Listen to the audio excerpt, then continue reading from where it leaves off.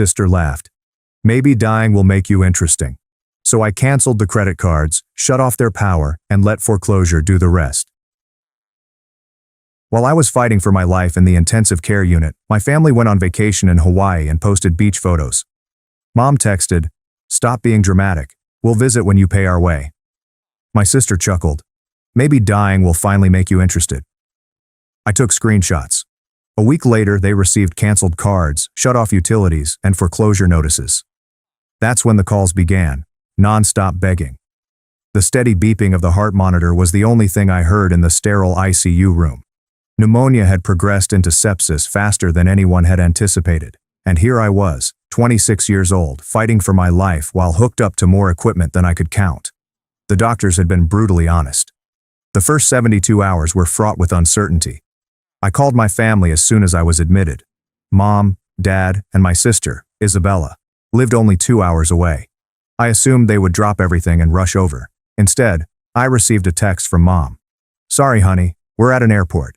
The Hawaii trip is already paid for. We'll see you when we're back. Hawaii excursion." This was the first I'd heard about it. As the days passed in that ICU bed, my phone served as a window into their vacation paradise. Isabella's Instagram story featured stunning beaches, Mai Tais, and sunset meals. Mom uploaded Facebook images of herself in a new swimsuit with the message, "Living my best life at 52. Dad posted golf course selfies with the hashtags, vacation vibes, and paradise found. There was no mention of their daughter's life-threatening situation at home. On day 3, when my fever finally dropped and I could think straight again, I texted a group. "Hey guys, I'm stable now, but still pretty sick. The doctors think I'll be here for at least another week. Could someone please come over? I'm quite terrified and alone." Mom responded an hour later. "Stop being so dramatic, Clara. You're okay if you're texting. We'll come when you pay for our tickets home and reimburse us for the vacation time we'd have to sacrifice." I stared at that letter for 10 minutes, rereading it to ensure I wasn't hallucinating due to the drugs. Isabella's response was much worse. "LOL. Mom is right. You've always been an attention seeker. Perhaps dying will make you fascinating for once." Smiley face emoji. I took a screenshot of both texts instantly. That's when something inside me changed. Not broken. Shifted like a puzzle piece suddenly clicked into place, revealing a picture I'd previously been unable to view. My family had always treated me like a personal ATM. I was the responsible one, the one who went to college on scholarships, did 2 jobs, got into technology early, and now, at 26, was earning a 6-figure income as a senior software engineer. Meanwhile, Isabella dropped out of community college to become a social media influencer with 847 followers. My parents had retired early at 52 and 54, respectively, relying on their funds and, increasingly, my generosity. I had been paying their mortgage for the past 2 years. When Dad's 401k suffered a setback, I paid Isabella's car payments and insurance. I gave Mom $15,000 for an emergency breast augmentation. I paid for family trips, holiday gifts, and even their grocery bills when they claimed to be financially strapped. And here they were, on a Hawaiian vacation that I had paid for without realizing it, urging me to quit being theatrical while I nearly died alone. The next 3 days in the hospital allowed me plenty of time to ponder and plan. I could access anything from my laptop, including banking, investment accounts, and all the financial strands I'd weaved to sustain my ungrateful family. First, I logged into my bank account and canceled any automatic transfers to my parents' accounts. The mortgage payment due for the 15th was canceled. Dad's automobile payment was terminated. The credit card I had given them for emergencies, which they used for everything from gas to groceries, was canceled and reported stolen. Then I called my investment advisor, Luna, who had been looking after my portfolio for 5 years. "Clara, how are you feeling? I heard you were in the hospital." "Much better. Thanks for asking." "Luna, I need to make some changes to my accounts. I want to remove my parents and sister as beneficiaries and emergency contacts on all my accounts." "Of course, honey. Are you sure you want to do this while you're still recovering? I've never been more sure of anything." Next, I contacted my lawyer, Tom, who had assisted me in preparing my will and power of attorney forms. "Tom, I need to revoke the power of attorney I gave my parents and change my will entirely." "That's a significant change, Clara. Can I ask why?" I told him everything. He remained silent for an extended period of time toward the conclusion. "I'll draft the new documents immediately. And Clara, I'm sorry your family failed you when you needed them most. But I wasn't finished. My family had no idea that I had not only been generous with my money, but also stupid with it. I'd co-signed loans, put my name on credit cards, and even helped them acquire a house by acting as a co-borrower when their credit wasn't good enough, giving me the authority to cancel everything. I spent the following 2 days painstakingly removing the financial safety net I had created for them. The utilities I put in my name to boost their credit were discontinued. The family phone plan they were all on, under my account, was canceled. The car insurance coverage I paid for, which covered all of their vehicles, was terminated effective immediately. The mansion was the standout feature. Because I was on the mortgage, I had the right to demand quick repayment of the debt. I contacted the bank and said that I wanted to remove myself from the mortgage, and that if my parents were unable to qualify for a new loan or pay off the remainder, they would have to sell. The bank was incredibly accommodating, especially when I mentioned that I was recovering from a life-threatening illness and needed to protect my financial future. Meanwhile, the posts from Hawaii kept coming. Isabella shared a video of herself enjoying a couple's massage with a man she supposedly met at the resort. Mom posted images of extravagant dinners and shopping sprees. Dad sent golf images with captions about retired life, as I slowly recovered alone in a hospital bed. On day 7, I was finally released. I had lost 15 pounds and felt as weak as a kitten, yet I was still alive. I drove back to my peaceful apartment, ordered soup from my favorite restaurant, and waited. The first call arrived at 6:47 p.m. Clara. Mom's voice was panicked. There's something wrong with our credit card. It was declined at dinner. That's strange, I replied quietly. Maybe call the bank. We tried. They said the account was closed. Did you close our credit card? I reported it stolen when I was in the ICU, and you were posting vacation photos. Seemed like someone else was using it. The line became quiet. Then, Clara Elise Carter, you reopen that card right now. We're stuck in Hawaii without money. I thought you paid for this vacation yourselves. That's what you told me. Click. I hung up.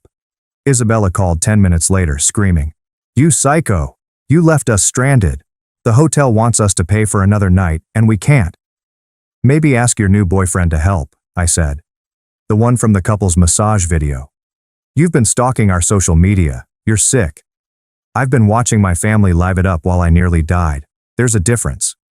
She hung up on me too. Dad called next, attempting to be the rational one. Clara, sweetie, there's been a misunderstanding. We can explain everything when we get home. Can you please reinstate our card so we can book flights back? No misunderstanding, Dad. You chose a vacation over your daughter. Live with that choice. The calls continued throughout the night, each one more urgent than the previous. I turned off the phone and slept better than I have in years. They made it home somehow. I subsequently found out Isabella had to borrow money from her Instagram boyfriend, and my parents maxed out an old credit card they had stored away. The real fun began when they arrived home. Mom called at 7 a.m. the day after they returned. Clara, the power's been shut off, and the gas. What did you do? I canceled the utilities that were in my name. You're adults. You can set up your own accounts. With what money? You canceled. Everything. Figure it out. The foreclosure notice came 3 days later. The bank had operated efficiently. That was when the begging really began. Isabella arrived at my flat first, crying and apologizing. Clara, I'm so sorry. I was drunk when I wrote that text. I didn't mean it. Which text? The one where you said maybe dying would make me interested? That text. I was just joking. You know how I joke. Get off my property.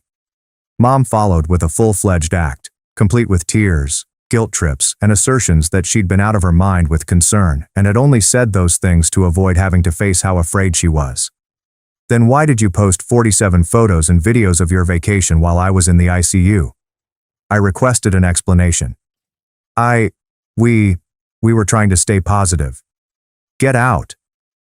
Dad attempted a sensible approach. He presented them with a package of documents outlining their financial predicament, stressing how losing the house would wreck their credit and leave them with nowhere to go. You should have thought of that before you told me to pay for your flights while I was fighting for my life, I told you. But we're a family. No, we're not. Family shows up. Family cares. Family doesn't mock their daughter for nearly dying. The calls grew frequent, 20 to 30 times a day. I blocked their numbers, so they began phoning from other phones, friends' phones, pay phones, and the landline at the hotel where they had to relocate after losing their home.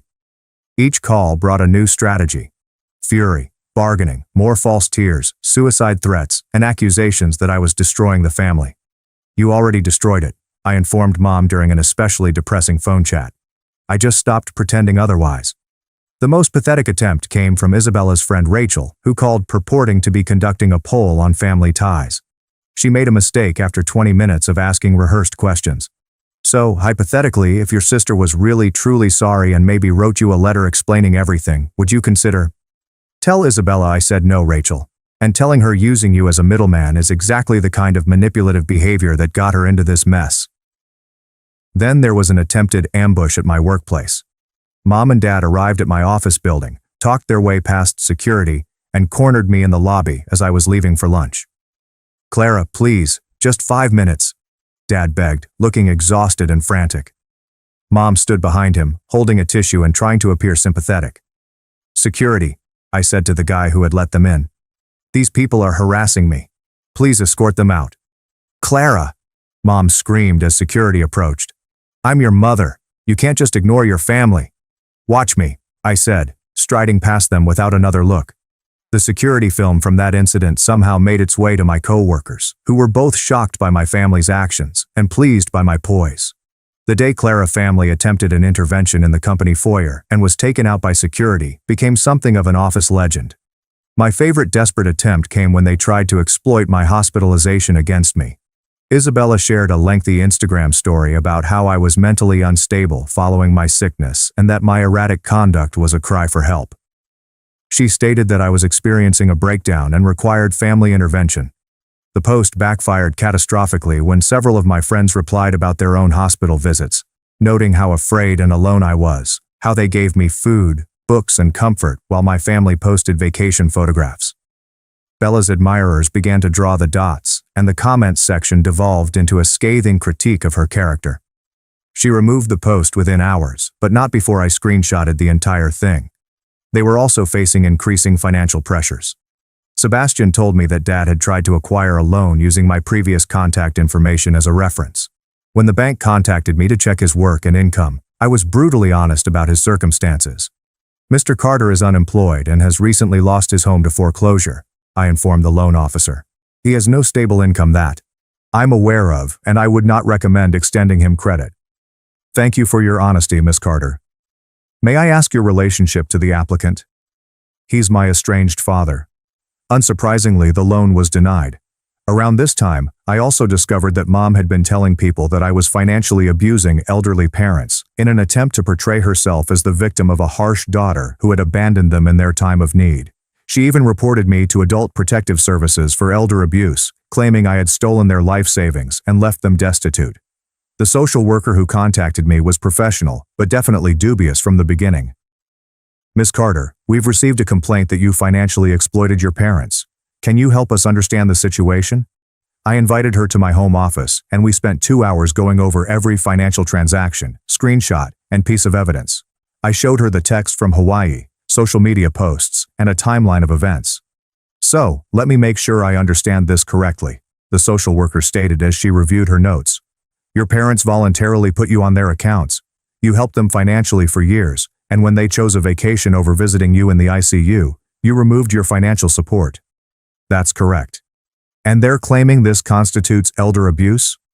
"Apparently." She closed her notebook and looked directly at me. "Miss Carter, what you describe isn't elder abuse. It's a boundary setting. Adult children have no legal obligation to financially support their parents, especially parents who are capable of working but choose not to. The complaint will be closed as unfounded." As she was leaving, she lingered at my door. "For what it's worth, I'm sorry your family put you through this. What they did while you were hospitalized was unconscionable." The failed APS report appeared to have broken something in Mom's mind. Her conversations got increasingly erratic, filled with conspiracy ideas about how I was poisoning people against them and conducting an extensive operation to destroy their lives. "You think you're so smart," she cried during a late-night phone call that jolted me out of a deep slumber. "But karma is coming for you, Clara. You can't treat a family like this and expect to get away with it forever." Karma already came, Mom. It came in the form of a daughter who finally realized her worth. The breaking point came when they attempted to contact Tom's family directly, claiming that I was unstable and that our relationship was harmful. Mom had found Carol's Facebook profile and sent her a lengthy note regarding my mental health difficulties and troubling behavior patterns. Carol forwarded the message to me immediately. It was 3 pages of pure deception, with allegations that I had always been difficult, that my sickness had made me paranoid and vengeful, and that I was isolating myself from family who only wanted to assist. Honey, Carol contacted me that night. I hope you know that none of us believe a word of this nonsense, but I think you should be aware that this woman is actively trying to sabotage your relationships. That's when I decided to pursue legal action. I contacted Tom about obtaining a restraining order against the 3 of them. Harassment, stalking, attempted interference with employment, defamation. You've got grounds for multiple legal actions, Tom told me. But are you sure you want to go that route? It'll make the situation very public. I'm sure. They've crossed every line there is to cross. It's time for legal consequences. The restraining order hearing was planned for Thursday morning. All 3 of them arrived dressed in their finest attire, still assuming they could charm their way out of danger. The judge first heard their version, which was a well-manufactured story about a daughter who had a mental breakdown following a minor illness and was now punishing them for being unable to afford to visit her in the hospital. I then submitted my proof, which included screenshots of the Hawaii vacation posts, copies of the harsh texts, documentation of the harassment, the workplace ambush, the bogus APS report, and attempts to damage my relationships. Your Honor, I said while reciting my prepared statement, these people didn't just abandon me when I nearly died. They mocked me for it. And when I stopped financially supporting them as a result, they spent months harassing me, lying about me, and trying to destroy my career and relationships. I'm asking for protection from people who see me as nothing more than a source of money and are willing to torment me when that money stops flowing. The court issued a temporary restraining order on the spot and set a hearing for a permanent injunction. As we exited the courthouse, Mom made one final desperate plea. Clara, please.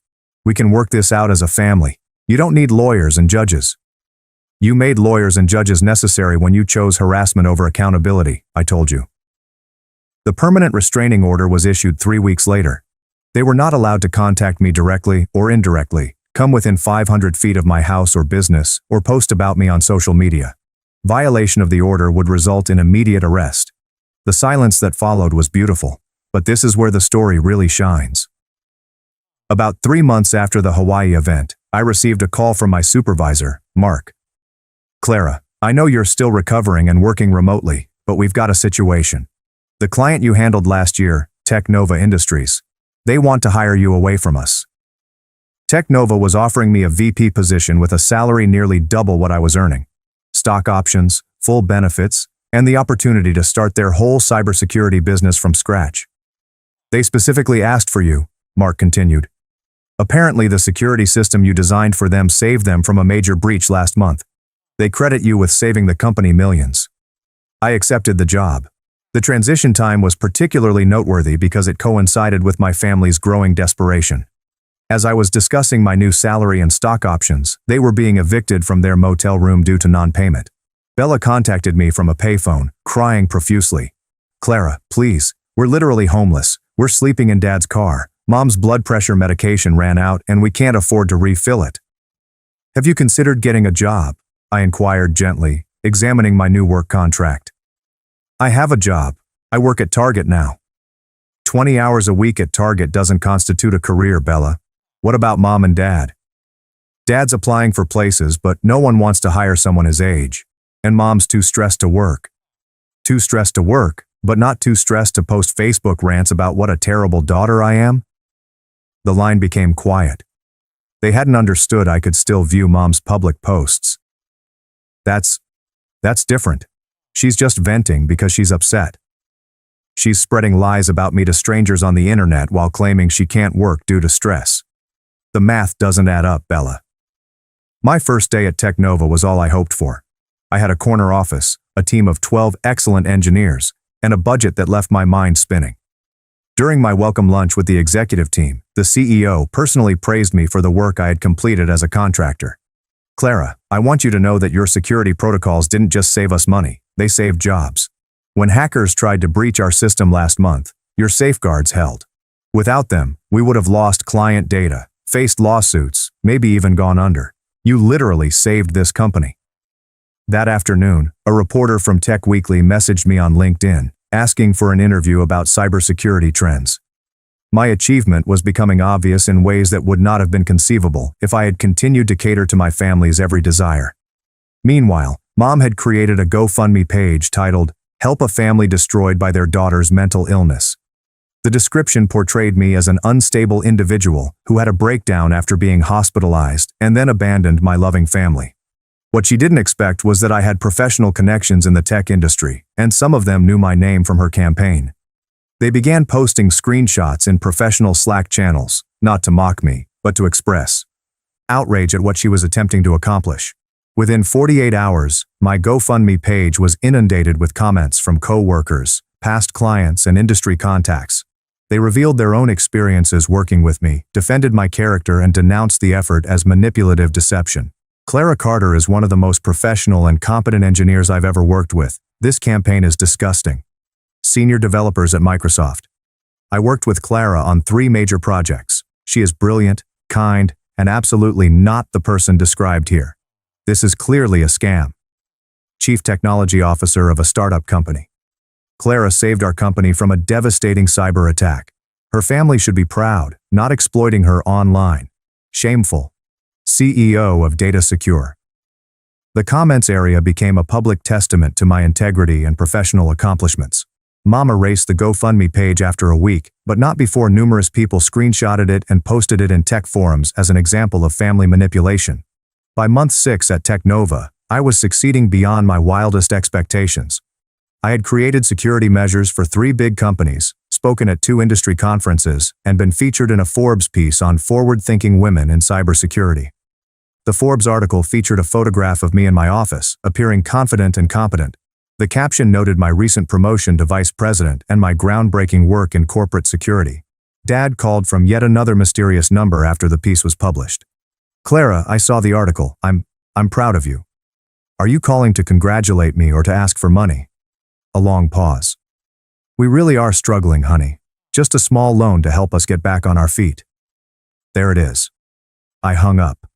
The irony was not lost on me. As my career rose to new heights, their situation deteriorated. It was like seeing 2 trains on different tracks, one speeding toward achievement, and the other careening into calamity. My social life was also booming. I had more energy for friendships, hobbies, and dating now that I wasn't constantly stressed out about my family crisis. I joined a hiking group and made friends with other professionals with similar interests. I started taking cooking classes and learned that I enjoy entertaining. When Tom and I became serious, I was open about my family status from the start. I anticipated it to scare him away. Most people cannot contemplate fully breaking off their biological family. Instead, he listened to the entire story and stated, "Clara, what you did took incredible strength. Most people stay trapped in toxic family dynamics their whole lives because they can't imagine another way. You choose yourself, and that's not selfish. It's healthy." His family's attitude was equally supportive. When I anxiously explained why my parents wouldn't be attending family dinners, Carol quickly remarked, "Their loss is our gain. We get you all to ourselves."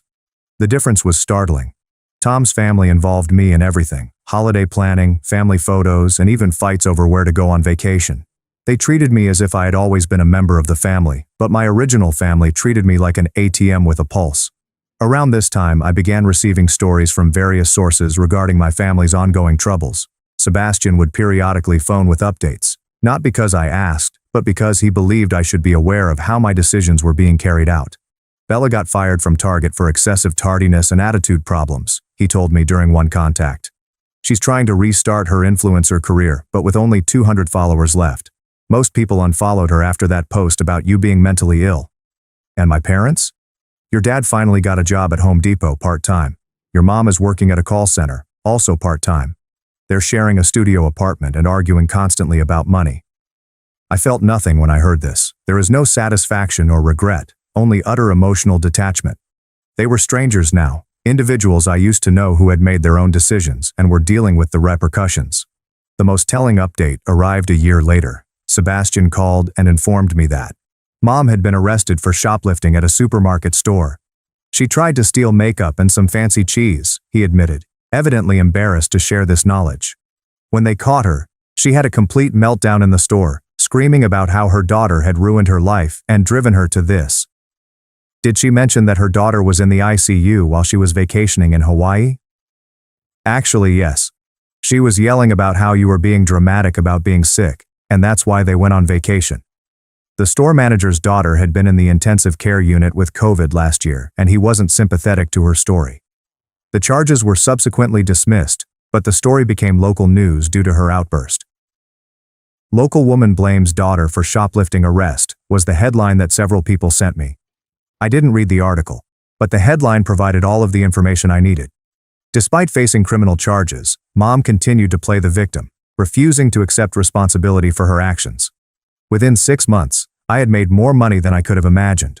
I purchased a magnificent property in the hills with a view of the city, got a dog, a golden retriever named Mochi, and began living my life for myself, rather than for ungrateful family members who saw me as nothing more than a salary. What is the best part? I was very happy. The stress of continuously worrying about my family's finances, being solicited for money, and being taken for granted was gone. I felt lighter, freer, and more like myself than I had in years. I also met somebody. Tom, the lawyer who helped me revise my will, had asked me out after I was fully recovered. We had been taking things slowly, but he was nice, thoughtful, and respected my boundaries. He was equally outraged by how my family had treated me and agreed with my choice to cut them off totally. You don't owe toxic people your life force just because you share DNA, he informed me one evening, as we sat on my new veranda, watching the sunset with Mochi by our feet. A year after the Hawaii event, I ran into my father at a grocery store. He appeared older and worn down. He was utilizing coupons to shop the sale section. Clara, he said gently. You look good. Healthy. I am healthy, and happy. I'm glad. He paused. I want you to know. I know we messed up. I know we failed you when you needed us most. I don't expect forgiveness, but I wanted you to know that I understand now what we lost. It was the first time I had received a sincere apology from any of them. Thank you for saying that, I said.